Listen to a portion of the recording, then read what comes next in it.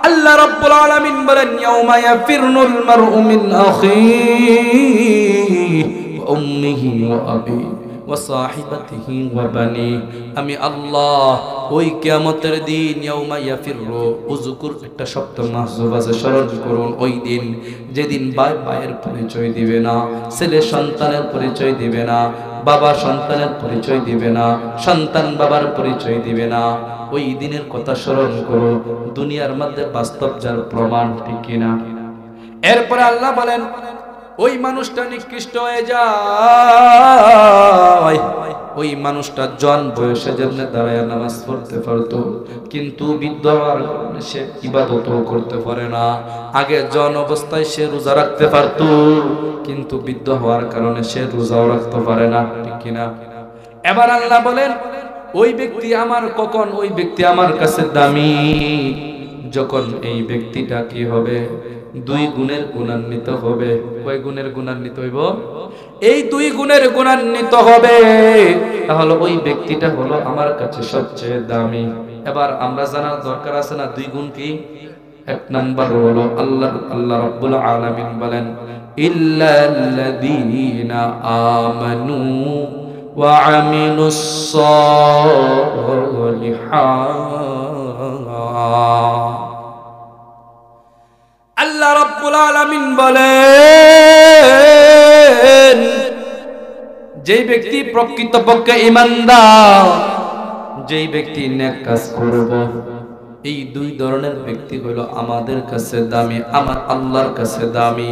ওই ব্যক্তি বৃদ্ধ হয়ে যাওয়ার কারণে তার আমল যেত না, যদিও সে বার্ধক্যজনিত অবস্থায় বৈশা নামাজ পড়ে, কিন্তু আল্লাহ রাব্বুল আলামিন যদি ঈমানদার হয়, নেক কাজ করে, তাহলে ওই ব্যক্তিকে পরিপূর্ণ দাঁড়ানোর সওয়াব দান করব। দুই নাম্বার শপথ খাইতেছেন ওয়াজ্জাইতুন, জাইতুনের শপথ। তিন নাম্বার শপথ খাইতেছেন ওয়াহা ওয়াতুরি সিনিন, তুর পর্বতের শপথ। চার নাম্বার আল্লাহ রাব্বুল আলামিন শপথ খাইতেছেন ওয়াহাদাল বালাদিল আমিন, সবচেয়ে দামি একটা বস্তু, দামি জায়গা, নিরাপদ নগরী মক্কা শরীফের, মক্কা নগরীর শপথ। এই চারটা শপথ কেন খাইতেছেন? কেন খাইতেছেন, কারণটা কি আমরা জানার পূর্বে আগে বলি, আগে আমরা জানবো তিনের শপথ কেন খাইতেছেন। মুফাসসিরিনে কেরাম অনেক তাফসীর লিখছে, একটা তাফসীর আপনাদেরকে বলে যায় আমাদের চরিত্র কেমন হবে, আমাদের চরিত্র কেমন হবে। ফল তিন ধরনের ফল পাওয়া যায়। এক ধরনের ফল হইল যার উপর খাওয়া যায় কিন্তু ভিতরে খাওয়া যায় না, ঠিক কিনা? যেমন আমের উপরটা খাওয়া যায় কিন্তু বয়রাটা খাওয়া যায় না। আরেক ধরনের ফল হইল যার ভিতর বাহিরটা খাওয়া যায় না, ভিতরটা খাওয়া যায়। যেমন খাটাল, বাহিরটা খাওয়া যায়, ভিতরেরটা খাওয়া যায়। এবার তিন এমন একটা দামি ফল, যেই ফলটা এই দেশের মধ্যে, বাংলাদেশের মধ্যে কম পাওয়া যায়, উৎপাদনটা হয় বিভিন্ন মধ্যপ্রাচ্যে উৎপাদন হয়। তিন ফলটা হলো এমন একটা ফল যার বাহিরটাও খাওয়া যায়, ভিতরেরটাও খাওয়া যায়। সুবহানাল্লাহ। এবার প্রশ্ন হইল এই তিন ফলের কেন শপথ খাইলেন? এই তিন ফলের কেন শপথ খাইলেন? মুফাসসিরিনে কেরাম জবাব দিতেছেন তিন ফলের শপথ খাওয়ার অর্থ হলো, এ মুসলমান আল্লাহর গোলাম, তোমার চরিত্রটা তিন ফলের মতন বানায় নাও। কারণ এক ধরনের মানুষ আছে যার উপরটা দেখতে খুব ভালো মানুষ, ঠিক কিনা, কিন্তু ভিতরটা হলো সদরঘাট, ঠিক কিনা?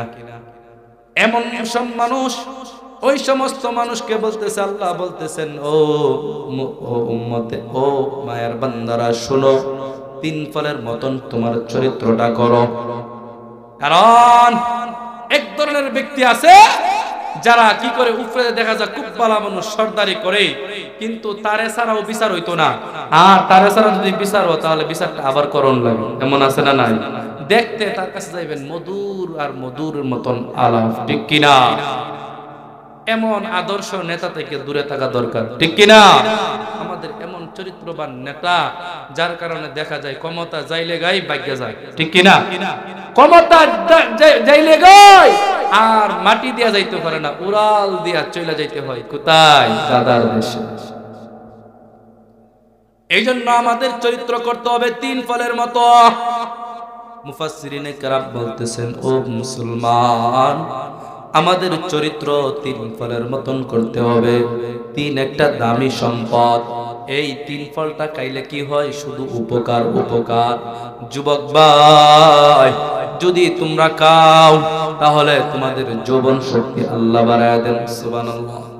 বৃদ্ধ মহিলারা যদি খান, আল্লাহ পাক রব্বুল আলামিন ক্যালসিয়াম দান করেন, সুবহানাল্লাহ। এমনি ভাবে কোন ছোট বাচ্চা যদি খায়, ওই বাচ্চাটার মেধা বাড়ায় দেন, বলেন না সুবহানাল্লাহ। তাহলে এই তিন ফলটা মধু দেয়া খাইলে অনেক দামি একটা সম্পদের কসম খাইতেছেন। দুই নাম্বার কসম খাইতেছেন, আল্লাহ বলতেছেন ওয়াজাইতুন, এর যদি বাংলা অভিধানের মধ্যে আসে তাহলে জাইতুনের শপথ। জাইতুন এমন একটা ফল, যেই ফলটা হইল, যে বাংলায় তর্জমা করলে এটার নাম হলো জলপাই। কি পাই? জলপাই। জলপাইয়ের শপথ খাইতেছেন, কেন খাইতেছেন? জলপাই এমন একটা টক জাতীয় জিনিস, যে জিনিসটা কিছু মানুষ যদি, এটা অনেক উপকারও আছে অপকারও আছে, কিন্তু মানুষের মধ্যে দুইটা গুণ আছে, উপকারও করতে পারে অপকারও করতে পারে, ঠিক কিনা? উপকারও করতে পারে অপকারও করতে পারে। এই জলপাইয়ের মতন হোক, কারণ বৈজ্ঞানিকরা জলপাইয়ের মধ্যে গুণাগুণ দেখছে, 70টা কল্যাণ এই জলপাইয়ের মধ্যে পাওয়া যায়, বলেন না সুবহানাল্লাহ। মুফাসসিরিনে কেরাম বলেন, আল্লাহ রাব্বুল আলামিন জলপাইয়ের কসম খাইতেছেন, কেন খাইতেছেন? জলপাইয়ের মতন আমাদের মানুষের কল্যাণের দিকে ব্যস্ত থাকতে হবে। যেমন কেউ যদি তেঁতুল কা সুক্কা খা, একদমে যদি বাড়ায় বাড়ায় খা, খাওয়ার পরে যদি তারে যদি 10 টাকার মটর এনে দিন, খাইব? খাইব নি? জীবনে খাওয়াইতে পারবা? এ মুসলমান, এই জলপাই থেকে আমাদের শিক্ষা হইল, আমরা শুধু উপকার করব, অপকার করব না। অপকার করার জন্য যদি মানুষ কোটি টাকাও দেয়, আমরা নিব না, ঠিক কিনা? কোটি টাকার মালিক দেখো, অভাব হয় না দূর, গরিব ঘুমায় আরাম করে মনটা বাহাদুর, ঠিক কিনা? কোটি টাকার মালিক হওয়ার দরকার নাই, প্রকৃত পক্ষে ঈমানদার হতে হবে, ঈমানওয়ালা জিন্দেগি করতে হবে, জলপাইয়ের মতন উপকার করতে হবে, বলেন না সুবহানাল্লাহ। এবার আসেন তিনের শপথ, জাইতুনের শপথ। ওয়া তুরি সিনিন, এখানের মধ্যে তুরে সিনিনের একটা শপথ খাইতেছেন, কেন খাইতেছেন? এর কারণটা বলতেছি। এই আমরা মানুষ, আদম মানুষ চলতে ফিরতে অনেক মুসিবত আসবে, আসে না নাই? আল্লাহ বলেন, ওয়ালা নাবলুওয়ান্নাকুম বিশাইইম মিনাল খাউফ, আমি আল্লাহ অবশ্যই অবশ্যই মানুষকে পরীক্ষা করার জন্য অনেক পরীক্ষা নিমু। পরীক্ষা ছাড়া কোনো ব্যক্তি জান্নাতে যাইতে পারতো না। আল্লাহ রাব্বুল আলামিন প্রত্যেকটা মুমিনের পরীক্ষা নেবেন, পরীক্ষা না নেয়া কখনো জান্নাতে দিবে না। আল্লাহর রাসূল বলেন, আদ-দুনিয়া মাযরাআতুল আখিরা, দুনিয়া হইল আখিরাতের শস্য ক্ষেত। দুনিয়াটা যার যত ভালো, তার আখিরাতটা তত ভালো। এই জন্য আল্লাহর রাসূল এই হুকুমের ভিত্তিতে বলতেছেন, মানুষ দুনিয়ার মধ্যে চলতে গেলে অনেক মুসিবত আসবে। বুখারীর হাদিস, আল্লাহর রাসূল বলেন, মাইয়ুরিদিল্লাহু খাইরান মাইয়ুসিব মিন, আল্লাহ যারে কল্যাণ দান করে তাকে মুসিবত দান করে, সুবহানাল্লাহ। এবার আল্লাহ মুসিবত দিব, এই মুসলমান মুসলমান আল্লাহর গোলাম, মুসিবত আসলেই দূরে পাহাড়ের মতন অটল থাকতে হইব, দৃঢ় অটল থাকতে হইব। লা তাকনাতু মির রাহমাতিল্লাহ, আল্লাহর রহমত থেকে নিরাশ হওয়া যাইতো না। মুসিবত আইলে কো আল্লাহ আমার উপরে মুসিবত দিতেছেন, আর কেউ মুসিবত দিল না, এমন হয় না, হয় না? এমন কথা বলা যাবে না, এটা ঈমানের ত্রুটি হয়। এই জন্য এই তুরে সিনিনের মতন অনেক ব্যাখ্যা আছে, সংক্ষিপ্ত করে আলোচনা করে যাইতেছি কারণ সময় স্বল্প। তুরে সিনিনের মতন কি করতে হবে? অটল থাকতে হবে। দুনিয়ার মধ্যে চলতে গেলে অনেক বিপদ আইব, বিপদের মধ্যে উদ্ধার হইতে হইব। সুবহানাল্লাহ বলেন না? কেমনে হইবেন? আল্লাহ বলেন কি দুই ভাবে অন লাগবো। কয় ভাবে? ইয়া আইয়ুহাল্লাযীনা আমানু ইসতাঈনু বিস-সাবরি ওয়াস-সালাহ।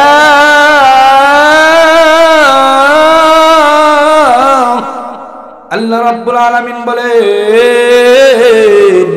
হে ঈমানদারেরা, নামাজ এবং ধৈর্যের মাধ্যমে কি করতে হইব?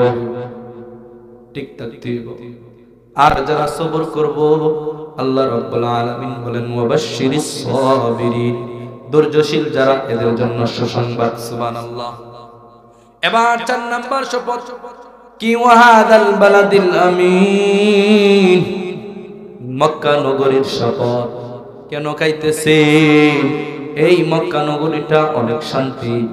দেখেন যত জালিম যাক, মক্কার মধ্যে প্রত্যেক মানুষ নিরাপদ, ঠিক কিনা? এই যে ব্যক্তির মধ্যে রাসূলের চরিত্র পাওয়া যাবে, জাইতুনের মতন উপকার পাওয়া যাবে, দৃঢ় অটল থাকবো, ওই গ্রামের মধ্যে কোনোদিন অনিরাপদ থাকতে পারে না, নিরাপদ থাকবো, ঠিক কিনা? কেমন রাসূলের চরিত্র কেমন ছিল? আল্লাহর রাসূলের চরিত্র কেমন ছিল? আল্লাহ রাব্বুল আলামিন বলেন ইন্নাকা লাআলা খুলুকিন আযীম। আল্লাহ রাব্বুল আলামিন বলেন আমি রাসূলকে খুলুকে আযীম, উত্তম চরিত্রের গুণাগুণ দান করলাম। সুবহানাল্লাহ। কেমনে বানাইলো? কেমনে চরিত্রবান বানাইলো? একটা ঘটনা বলার দ্বারাই আপনারা বুঝতে পারবেন। কি ঘটনা? আল্লাহর রাসূল মক্কা বিজয়ের পরে এক বুড়িমা, সেই বুড়িমা একটা টুকলা লইয়া যাইতেছে। মুহাম্মদ সাল্লাল্লাহু আলাইহি সাল্লাম আল্লাহর রাসূল জিজ্ঞাসা করতেছে, বুড়িমা কোথায় যাও? এবার বুড়িমা বলতেছে, মুহাম্মদ এর যুবক, তুমি কি জানো না মুহাম্মদ তার দলবল বাহিনী নিয়ে আইতেছে, তারা আক্রমণ করব। মুহাম্মদ যুবক বলতেছে, মা কোনো আক্রমণ করবে না, আপনি যাবেন না। এই যুবক, তোমার কোনো জানা নাই, তুমি হইলা ছোট বাচ্চা, তোমার কি জানা আছে? আমরা মুহাম্মাদের চাচা একজন, যার কলিজাটা আমরা বদরের যুদ্ধের মধ্যে আমরা আইন্যা কলিজাটা আমরা সিবে সিবে খাইছি, সে আমাদেরকে সার দিবে না।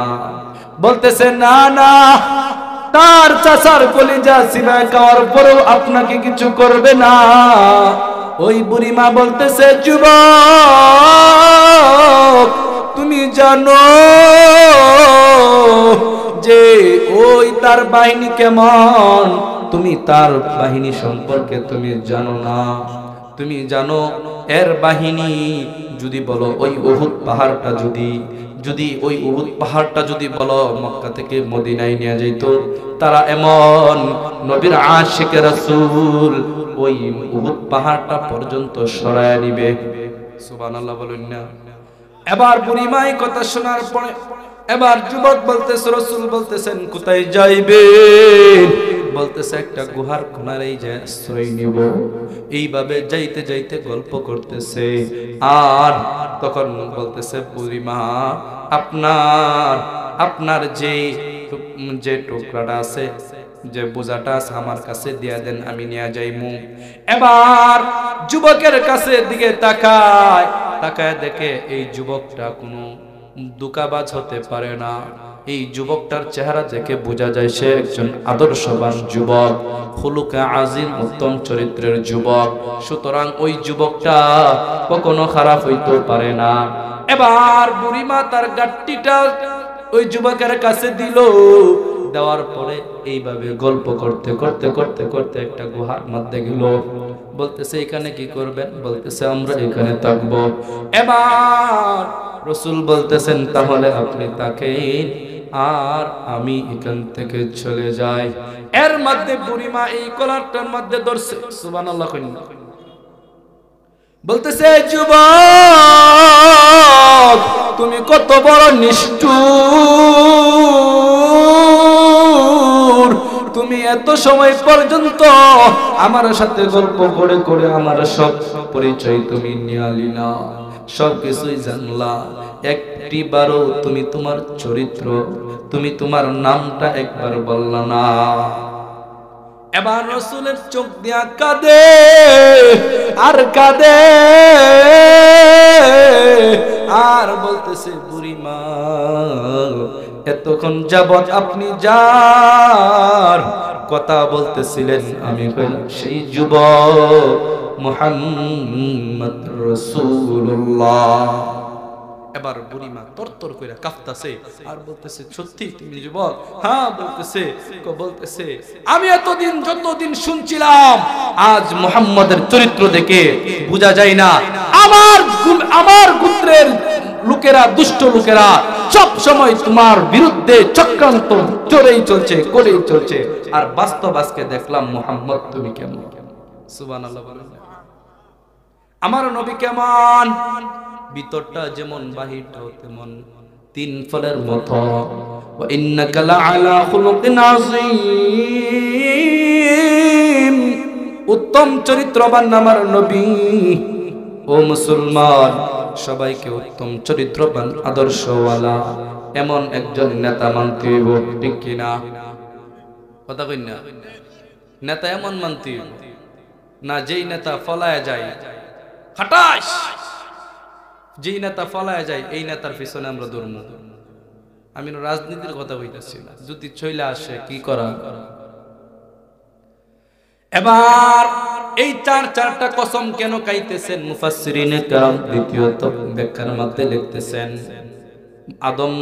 আদম সন্তানদেরকে বলতেছেন আমি চার জিনিসের শপথ খায়া বলতেছেন। মানুষের যে দামি একজন মানুষ, সেই দামি মানুষের কইতেছেন, দামি মানুষের প্রশংসা করতেছেন। লাকাদ খালাকনাল ইনসানা ফি আহসানি তাকওয়িম। আল্লাহু আকবার। আল্লাহ বলেন লাকাদ একটা, কাদ আরেকটা, দুইটা জিনিস যুক্ত কইরা অবশ্যই অবশ্যই চার জিনিসের কসম খায়া আল্লাহ বলেন মানুষকে আমি সুন্দর অবয়ব চেহারাই মানুষকে আমি বানাইছি, উত্তম গঠনে আকৃতিতে সুন্দর চেহারা গুণে গুণান্বিত অবস্থায় বানাইছি। সুবহানাল্লাহ। তাহলে কি বুঝলাম? তাহলে আমরা কি বুঝলাম? আমরা বুঝলাম লাকাদ খালাকনাল ইনসানা ফি আহসানি তাকওয়িম, উত্তম চরিত্রবান মানুষ এত দামি কিন্তু মানুষ তার কদর বোঝে না, ঠিক কি না? মানুষ তার কি বোঝে না? কদর বোঝে না। এই এটার বিষয়ে একটা ঘটনা মনে হয়ে গেছে, কইলা কি ঘটনা? আবু হানিফা বদ ইমামে বাসফা, একটা আবু হানিফা রাহমাতুল্লাহি আলাইহির ঘটনা মনে হয়ে গেছে। কি ঘটনা?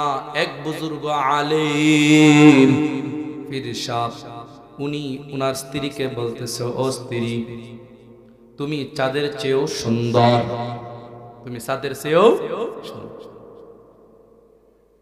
এবার স্ত্রী বলতেছে হ্যাঁ সত্যি বলতেছেন। বলতেছে আমি যদি তুমি যদি চাঁদের চেয়ে সুন্দর না হও তাহলে তুমি 3 তালাক। কইয়া বইছে ফের কইছে হন চাঁদের থেকে সুন্দর না, তাহলে তখন 3 তালাক হয়ে গেছে, 3 তালাক হয়ে গেছে। চাঁদের চেয়ে সুন্দর আর চাঁদের চেয়ে সুন্দর যদি না হও তাহলে তুমি 3 তালাক। এই কথা বলার পরে বড় বড় আলেমের কাছে যায়, সবাই বলতেছে তালাক হয়ে গেছে। কারণ সাত তো অনেক সুন্দর, কিন্তু তোমার বউ তো অত সুন্দর না, সুতরাং তোমার বউ 3 তালাক। অনেক আলেমের কাছে গেছে, কেউ জবাব। যখন এক ছোট্ট বাচ্চার দিকে যখন যাইতেছে, ওই যুবককে বলতেছে, যুবক এদিকে আসো। যুবক বলতেছে, কি ব্যাপার, আপনি কি টেনশন করেন? বলতেছে, আমার বউকে আমি এরকম এরকম কথা বলছি। এবার যুবক বলতেছে, না, কোনো টেনশন করার কারণ নাই। এবার বলতেছে তালাক হইছে না। বড় বড় মুফতিরা বলতেছে তালাক হয়ে গেছে। আবু হানিফা বলে, না না, তালাক হইছে না। এবার বলতেছে, তিনি দলিল দিয়ে বলতেছেন, লাকাদ খালাকানাল ইনসানা ফি আহসানি তাকওয়িম। সুবহানাল্লাহ। মানুষ কি আল্লাহ রাব্বুল আলামিন সবচেয়ে সুন্দর এবং সুন্দর দেহ গঠনে অবয়ব চেহারাই বানাইছেন। সুবহানাল্লাহ। মানুষ তার কদর বুঝে না। সে এত দামি সম্পদ, এত দামি, এত শ্রেষ্ঠ দিয়া বানাইছে। দেখেন, একজন হাতি যদি, একটা হাতি এত বড় হওয়ার পরেও এর উপরে সরে কে? মানুষ না হাতি? মানুষ সরে, ছোট দুর্বল, ইচ্ছা করলেই তো। খলিকাল ইনসানা দাঈফা। আমি আল্লাহ মানুষকে দুর্বল হিসাবে বানাইছি। আমি আল্লাহ মানুষকে দুর্বল হিসাবে বানাইছি। কেমনে মানুষে বানাইছে? একটু মানুষের কদরটা বুঝালান। আল্লাহ রাব্বুল আলামিন মানুষকে বানাইছেন, কেমনে বানাইছেন? আল্লাহ বলেন, আল্লাহ বলতেছেন, মিনহা খালাকনাকুম ওয়া ফিহা নুঈদুকুম ওয়া মিনহা নুখরিজুকুম তারাতান উখরা। আমি আল্লাহ মানুষকে মাটি থেকে বানাইছি, আবার সেই মাটির দিকে ফিরে যাইতে হইব। আমি আল্লাহ, আমি খালাকতু মিন নুতফা, আমি আল্লাহ নুতফা থেকে তারে বানাইছি। বানানোর পরে 40 দিন পরে পরে আমি আল্লাহ তারে আলাকা বানাইছি, রক্তপিণ্ড বানাইছি। তুম্মা মুযগা, এরপরে আল্লাহ 40 দিন পরে ফেরেশতাদের মাধ্যমে গোশতের টুকরা বানাইছেন। এরপরে আল্লাহ সব কিছু 40 দিন পর পরে অল্প সময়ের মধ্যে বানাইয়া, এবার ফেরেশতারা বলতেছে, আল্লাহ আমি মানুষকে বানাইছি, এরকম কতটুকু করছি। আল্লাহ বলেন, কতটুকু করছো? বলতেছে, চেহারাটা বাদ দিয়ে সব কিছু বানাইছি। আল্লাহ বলেন আমি নিজ কুদরতি হাতে, খালাকতু বিয়াদিয়া, আমি আল্লাহ নিজ কুদরতি হাতে তার চেহারাটা বানাইছি। বানানোর পরে আল্লাহ বলতেছে, রে তো সম্মান দিছি, আর এই চেহারাটাই শ্রেষ্ঠত্ব মর্যাদা নিয়া কেমনে তুমি দুকাবাজ নেতার পিছনে ঘুরো? কেমনে তুমি ঘুরো? আল্লাহ বলেন, কাইফা তাকফুরুনা বিল্লাহ, আমি আল্লাহ এত সুন্দর করে বানাইলাম, বান্দা তুমি কিছুই ছিল না, সবকিছু দিলাম, এই কপাল দ্বারা তুমি কেমনে মানুষের সেজদা করো? আমি আল্লাহর কুদরতির পায়ে কেন তুমি সেজদা করো না? বলো তুমি, কি ব্যাপার? মানুষ তার অস্তিত্ব সম্পর্কে জানে না। যদি তার প্রকৃত মর্যাদা জানতো, তাহলে কখনো সে কি হইতো না, কখনো মানুষের চাটুকারিতা করতো না, মানুষ কখনো চাটুকারিতা করতো না। এই কপাল ঝুঁকাইব একমাত্র আল্লাহর সামনে, কারো সামনে নাই। নেতা হিসাবে একজন মানব, তিনি কে? মুহাম্মাদুর রাসূলুল্লাহ। এবার আল্লাহ পাক রব্বুল আলামিন বলেন, লাকাদ খালাকনাল ইনসানা ফি আহসানি তাকওয়িম, আমি মানুষকে কি বলেছি? সুন্দর অবয়ব চেহারা বানাইছি। এই চেহারাটা বানানোর পর আল্লাহ বলেন, ইন্না আকরামাকুম ইনদাল্লাহি আতকাকুম, যেই ব্যক্তি, যেই অন্তরের মধ্যে আল্লাহর ভয় আছে, ওই ব্যক্তিটাকে আমি সম্মানী বানাইছি। সুবহানাল্লাহ। আল্লাহ বলেন, মানুষকে দুর্বল কইরা বানাইয়া, আল্লাহ বলেন, ওয়ালাকাদ কাররামনা বনি আদম, আমি আল্লাহ বনি আদমকে কি করেছি, বনি আদমকে উপযুক্ত শ্রেষ্ঠ সম্মানী দান করেছি। সুবহানাল্লাহ। মানুষ তা নিজের দক্ষতা সম্পর্কে, নিজের গুণাগুণ সম্পর্কে জানে না। যদি জানতো তাহলে কখনো নেতার ছাটুকারিতা করতো না, ঠিক কিনা? আজকে নেতার পিছনে, এই ভাই তার মধ্যে যা আছে আমার মধ্যে তা আছে, তার পিছনে দরতাম কেন, তার পিছনে ছাটুকারিতা করবা কেন? একটু বেশি খাইতাম, খাই মুখ অল্প, ঠিক কিনা? এই জন্য আদর্শ নেতা মানতে হবে, আদর্শ নেতা মানতে হবে, ইসলামী নেতা মানতে হবে। এবার আল্লাহ পাক রব্বুল আলামিন মানুষকে সুন্দর বানাইয়া তারপরে আল্লাহ বলেন, কি বলেন? লাকাদ খালাকনাল ইনসানা ফি আহসানি তাকওয়িম সুম্মা রাদাদনা আসফালা সাফিলিন। আল্লাহ বলেন মানুষের চাটুকারিতা করতে করতে করতে করতে ইবাদত তো ভুইল্লা গেছে, ভুইল্লা যাইয়া বুড়া হইয়া গেছে। বুড়া হওয়ার পরে দেখবেন নেতার পিছনে যায় ছবি, নেতা দেহা। লাকাদ খালাকনাল ইনসানা ফি আহসানি তাকওয়িম সুম্মা রাদাদনাহু আসফালা সাফিলিন। আমি আল্লাহ তারে বানাইছি একবারে সবচেয়ে নিম্ন শ্রেণীর মধ্যে। কেমনে নিম্ন শ্রেণী বানাইছি? নিম্ন থেকে নিম্ন কেমনে বানাইছি? দেখেন কেমনে বানাইছি। মানুষ যখন বৃদ্ধ হয়ে যায়, জোয়ান বয়সে শক্তি থাকে, মানুষ যখন বৃদ্ধ হয়ে যায় দেখেন সে নিকৃষ্ট হয়ে যায়। কেমনে? ছোট বাচ্চাটার দাঁতের মধ্যে যদি ছোটবেলায় যদি দেখেন 40 দিন পর্যন্ত ব্রাশই করে না, ঠিক কিনা? 40 দিন পরেও যদি বাচ্চাটার মুখের দিকে যান গন্ধ করব না। কিন্তু বুড়া ব্যক্তিটা যদি 2 দিন ব্রাশ না করে দেখবেন, 2 দিন যদি মেসওয়াক না করে, তার অবস্থাটা তার দুর্গন্ধে যাওয়ান জীবনী। তাহলে নিকৃষ্ট আর নিকৃষ্ট বানাইছে না উৎকৃষ্ট বানাইছে? আল্লাহ বানাইছেন মানুষের কাছেও ওই বুড়া মানুষটা নিকৃষ্ট হয়ে যায়। যখন মানুষটা বৃদ্ধ হয়ে যায় তখন বউ বলে, পুতের বউ বলে, সন্তান বলে, এই বেড়া কালি কু কু করতেছে, শীতে কালি ঠান্ডার মধ্যে কু কু করতেছে, আলাদা রুমের মধ্যে জায়গা দেও, তার কুহু কুহুর কারণে সারা রাত ঘুমাইতাম পারি না, ঠিক কিনা? এই দিন দেখেন কোনো দাম নাই। এত মা বাবা এত সুন্দর করে লালন পালন করলো, সেই মার ও দাম থাকে না, সেই বাবার ও দাম থাকে না। দেখা যায় ওই মা বাবার কোনো মূল্যায়ন থাকে না। ওই মা বাবা যখন মূল্যায়ন না হয়, আল্লাহ বলেন দুনিয়ার মধ্যে কোনো মূল্যায়ন তারা পাইবে না, তবে তারা আমার কাছেও মূল্যবান না, মানুষের কাছেও মূল্যবান না। কারণ আল্লাহ রাব্বুল আলামিন বলেন, ইয়াউমা ইয়াফিরুল মারউ মিন আখিহি ওয়া উম্মিহি ওয়া আবিহি ওয়া সাহিবাতিহি ওয়া বানি। আমি আল্লাহ ওই কিয়ামতের দিন ইয়াউমা ইয়াফিরু, উযকুর একটা শব্দ মাহযুব আছে, স্মরণ করুন ওই দিন যেদিন ভাই ভাইয়ের পরিচয় দিবে না, ছেলে সন্তানের পরিচয় দিবে না, বাবা সন্তানের পরিচয় দিবে না, সন্তান বাবার পরিচয় দিবে না। ওই দিনের কথা স্মরণ করো, দুনিয়ার মধ্যে বাস্তব যার প্রমাণ, ঠিক কিনা? এরপরে আল্লাহ বলেন ওই মানুষটা নিকৃষ্ট হয়ে যায়। ওই মানুষটা জন বয়সে যেমন দাঁড়ায় নামাজ পড়তে পারতো, কিন্তু বৃদ্ধ হওয়ার কারণে সে ইবাদতও করতে পারে না। আগে জন অবস্থায় সে রোজা রাখতে পারতো, কিন্তু বৃদ্ধ হওয়ার কারণে সে রোজাও রাখতে পারে না, ঠিক কিনা? এবার আল্লাহ বলেন ওই ব্যক্তি আমার কখন, ওই ব্যক্তি আমার কাছে দামি যখন এই ব্যক্তিটা কি হবে, 2 গুণের গুণান্বিত হবে।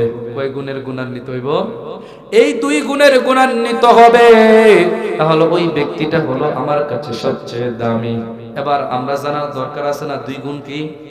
1 নাম্বার হলো আল্লাহ রাব্বুল আলামিন বলেন, ইল্লাল্লাযীনা আমানু ওয়া আমিলুস সালিহাত। আল্লাহ রাব্বুল আলামিন বলেন যেই ব্যক্তি প্রকৃতপক্ষে ঈমানদার, যেই ব্যক্তি নেক কাজ করবে, এই দুই ধরনের ব্যক্তি হলো আমাদের কাছে দামি, আমার আল্লাহর কাছে দামি। ওই ব্যক্তি বৃদ্ধ হয়ে যাওয়ার কারণে তার আমল যেত না, যদিও সে বার্ধক্যজনিত অবস্থায় বৈশা নামাজ পড়ে, কিন্তু আল্লাহ রাব্বুল আলামিন যদি ঈমানদার হয়, নেক কাজ করে, তাহলে ওই ব্যক্তিকে পরিপূর্ণ দাঁড়ানোর সওয়াব দান করব। ওই ব্যক্তি যদি রোজা না রাখতে পারে, সদকা যদি করে, আল্লাহর রোজার সওয়াব দান করব। তাহলে এক নাম্বার কি আনতে হবে? ঈমান আনতে হবে। এক নাম্বার কি আনতে হবে? ঈমান আনতে হবে। ঈমানের পরীক্ষার মধ্যে পড়ব। আর ঈমান যেই ব্যক্তি থাকবো, ওই ব্যক্তি পরীক্ষার মধ্যে পড়ব, ঠিক কিনা? আমরা যদি একটু তাকাই, ফেরাউনের স্ত্রী বিবি মাস্তা, আসিয়া আবার আরেক ফেরাউনের স্ত্রী মাস্তা। মাস্তা এক ব্যক্তি ছিল, মহিলা ছিল।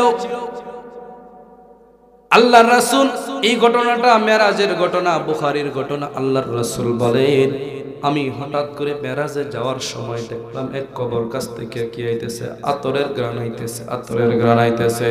আল্লাহর রাসূল জিজ্ঞাসা করলেন, ও জিব্রাইল, এই আতরের ঘ্রাণ এখান থেকে কিভাবে আসে? তখন জিব্রাইল বলতেছেন, এরা ঈমানের পরীক্ষার মধ্যে পড়ছেন। কি ঈমানের পরীক্ষা? ওই জিব্রাইল বলতেছে, রাসূল সাল্লাল্লাহু আলাইহি সাল্লাম তার বিস্তারিত ঘটনা শুনলেন। এইভাবে ফেরাউন যখন তার বিবি মাস্তা, যখন কেউ বলে এটা বিবি ছিল, কেউ বলে কাজের বাড়ি ছিল, মাস্তা যখন হঠাৎ করে চিরুনি মাথা থেকে বেড়ে গেছে, আবার লইছে বিসমিল্লাহ বলে লইতেছে। এবার তার ফেরাউনের মেয়ে জিজ্ঞাসা করলো, কাজের মেয়ে অথবা মা বলেন, জিজ্ঞাসা করলো, কি ব্যাপার, আল্লাহ ছাড়া কি আর কোন রব আছে? বলতেছে হ্যাঁ। কি ফেরাউন ছাড়া কি আর কোন রব আছে?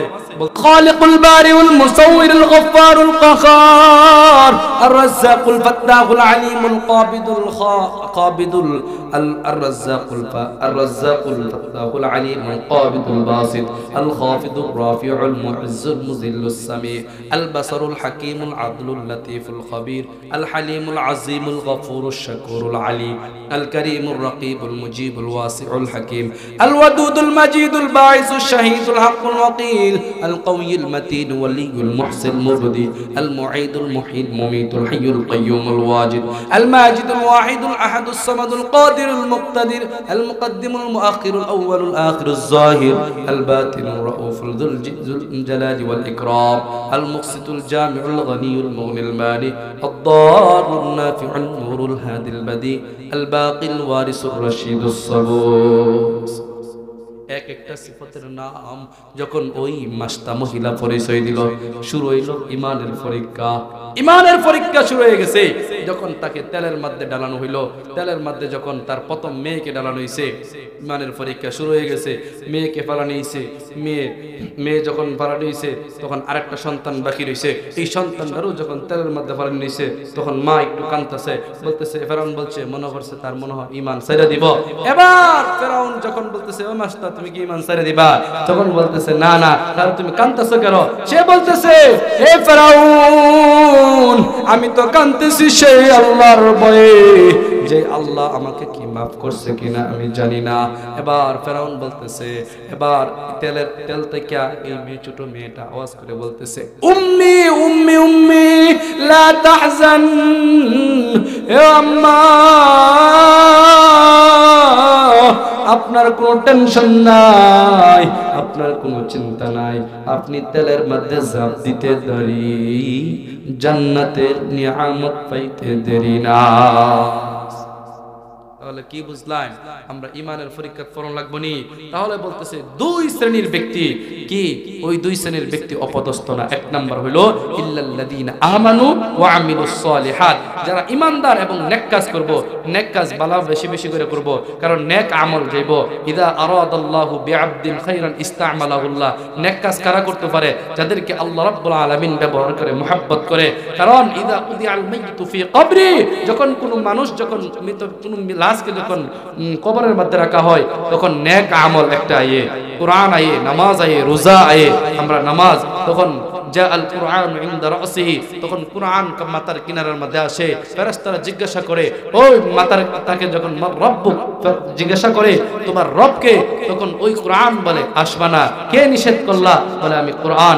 ডান দিকে যাই নামাজ, বাম দিকে যাই রোজা, পায়ের কিনারা দেয় যে বলে নেক আমল। এই জন্য নেক আমল বেশি বেশি করে করতে হবে নি।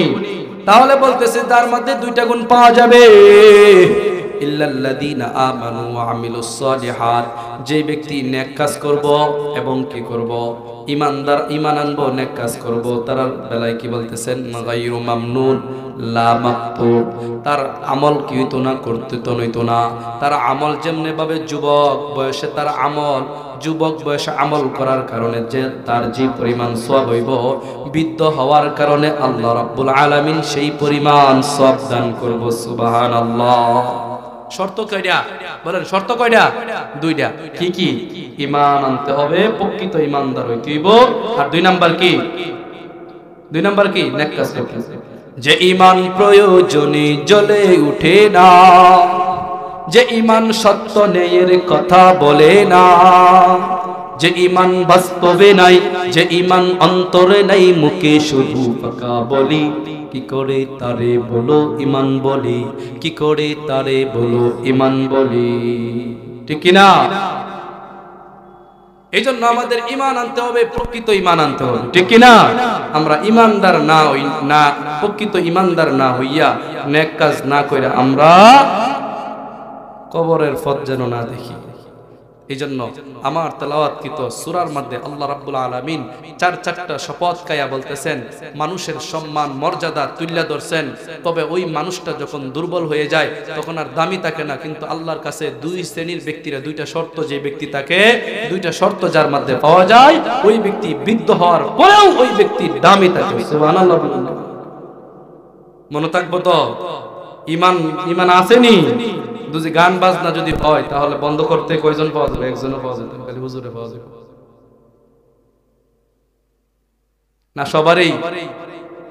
সবাই মাঠলাম তো ইনশাআল্লাহ। এক নাম্বার। দুই নাম্বার হইল ঈমানের পরীক্ষা। মনে করতেছে মনে হয় আগেই করে হয়ে গেছে, এখন মনে হয় ঈমানের পরীক্ষা দেওয়ান লাগতো। ইসকন কর্তৃক ষড়যন্ত্র হইতে পারে, সাদিয়ানি কর্তৃক ষড়যন্ত্র হইতে পারে, কর্তৃক ষড়যন্ত্র হইতে পারে। যে কোনো কর্তৃক, যে কোনো অবস্থায় মানুষ ইসলামের বিপক্ষে দাঁড়াবে, যে কোনো অবস্থায় মানুষ ইসলামের বিপক্ষে দাঁড়াবে। ঈমানের অবস্থা দুই দুর্বল হয়ে যায়, ঈমানকে দুর্বল করতে চাইবে। এই সমস্ত ব্যক্তি মানুষ আমাদের মতো ঈমান অবস্থায় কি হইব? আইব, সুরত দূরে আইব। আর এদেরকে উলামায়ে কেরামের তত্ত্বাবধানে তাকিয়া তাদের মোকাবেলা করতে হবে। ঠিক কি না? এইজন্য আলেমদের বিপক্ষে যে মুগা, আলেমদের বিপক্ষে যে মুগা। এই জন্য 7 গ্রুপ আসলে আমাদের স্থান এই অত্র এলাকায় হবে। উলামায়ে কেরামের নেতৃত্বেই আমাদের এই তাবলীগ জামাত কি হবে? পরিচালনা হবে। আল্লাহ রাব্বুল আলামিন আমাদেরকে যে আলোচনা